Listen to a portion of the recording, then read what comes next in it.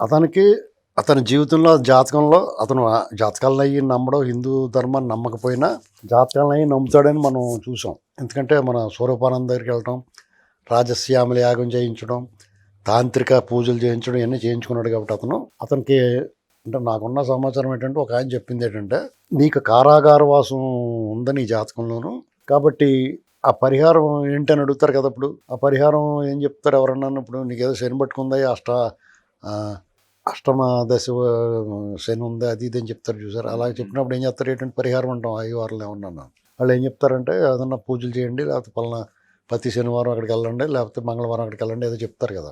అలాగా ఇతనికి ఏం చెప్పారంటే నువ్వు నీ అంతటి నీవు స్వీయ కారాగార వాసం అనుభవించన్నారు.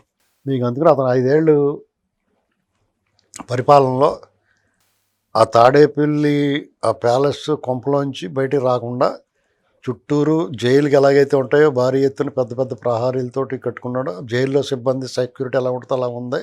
సెక్రటేరియట్ సెట్ కూడా అందులోనే వేసుకుని మనందరికీ సెక్రటేరియట్లోంచి మాట్లాడుతున్నాడేమో బిల్డప్ ఇచ్చాడు. బయటకు రాలేదు అసలు.